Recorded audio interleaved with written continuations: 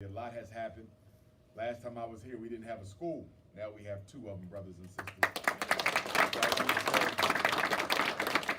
I want to say thank you to all my Hampton Roads family who stood by me for the past 7 years as we grew through it all, trying to get a school campus. It actually all started right here in Norfolk when Brother Dante, I know he in here somewhere right there, Donnie, Brother Dante called me one day in 2014 and he said, St. Paul's College is for sale.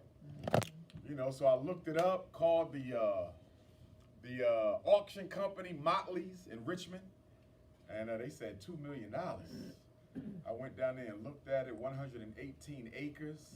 I couldn't believe it, an entire campus for $2 million. The problem is we couldn't raise the $2 million. So unfortunately, I have the unpleasurable experience to report to you all that the Chinese now own St. Paul's College. And I think that's an embarrassment on us as a people, because I don't think any other group of folk would have let another race buy an institution as sacred as an HBCU that was built by our ancestors coming out of a legacy of slavery and oppression. So the Chinese have St. Paul's, and if we're not careful, they might end up owning all of them. And for the life of me, I don't understand why our black celebrities and entertainers don't adopt an HBCU campus. Many of them came from them. Sean Puffy Combs, Howard, Oprah Winfrey, Tennessee State, and we could go on and on and on. Why are so many HBCUs in such dire straits when they have such wealthy alumni?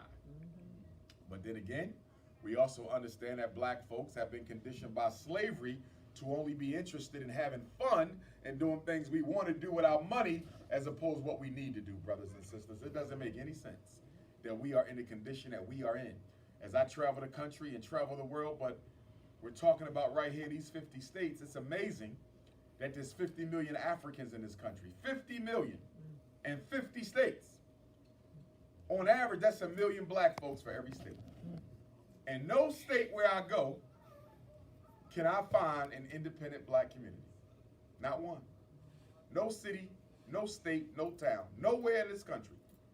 50 million blacks, 50 states, and nowhere can you go and find an independent black-owned school, an independent black-owned hospital, an independent black-owned bank, and an independent black-owned supermarket.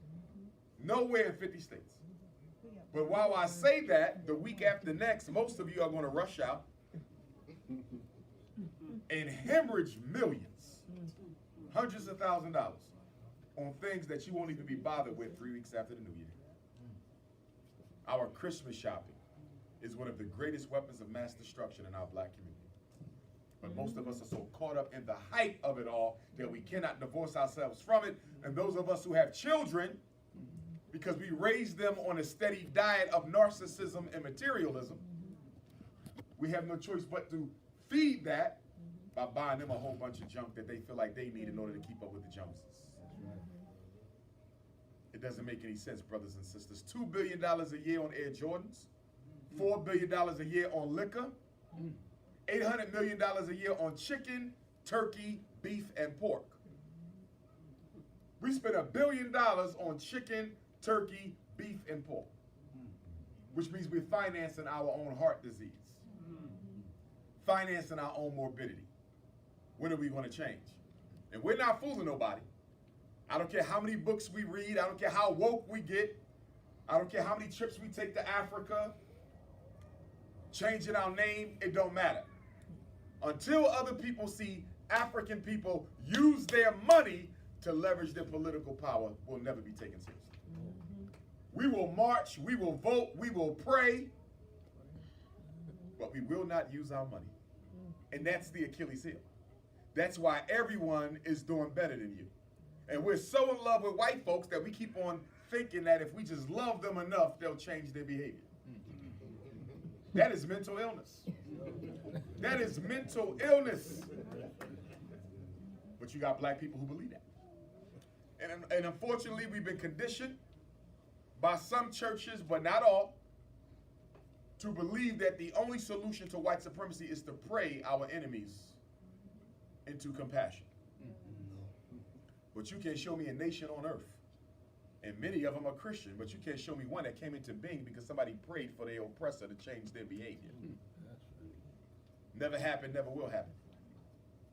But we love to use our religious convictions to influence our political reality, and we have to stop doing that. Nothing's wrong with their religious convictions at all. Marcus Garvey was a Christian. Malcolm was a Muslim.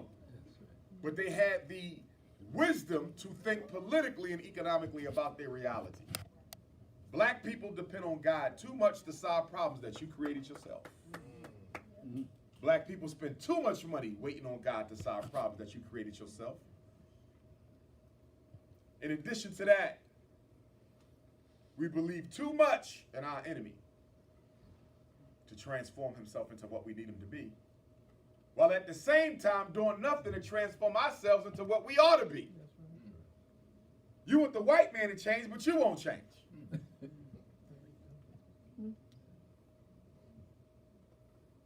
Barack Obama is a thing of the past now, but not the legacy he left. President Trump picked up right where Obama left off. Joe Biden is picking up right where Obama left off. Now, black people are angry at Joe Biden, but Barack Obama did the same thing. You ain't say a word. From that perspective, we're hypocrites. Because if you care about the black community, you get upset no matter what color the president is, because you understand the power that controls the president is still white. We gave Obama 8 years to ignore black folks, 8 years to take everything our ancestors died for and give it to the homosexuals, the immigrants, and white women. And then when Trump come in, we get mad at him when all he's doing is leveraging the momentum that Obama built. And now Joe Biden's in there. I told you, Negroes. Now never listen to me. I ain't been wrong yet. I ain't missed yet. Told you, Biden gonna pick up right where Obama left off. Y'all went out and voted more for him than you did for Obama, I believe. Black folks who never voted in their life went out for Crazy Joe. Stacey Abrams, great job. Delivered Georgia to the Democrats in the presidential election in the first time in almost 2 decades. Hats off to Stacey Abrams, but ultimately, what did you get for that? The same day Joe Biden got inaugurated, the same day, not the next day, not the next week, not the next morning, the same day he got inaugurated as President of the United States, he signed an executive order to empower and protect trans people. Trans. I ain't got no problem with him stopping somebody from being hurt. I don't agree with trans life at all, but I ain't got no problem with him protecting human life. But I'm trying to understand how you got time to be making America safe for sex changes,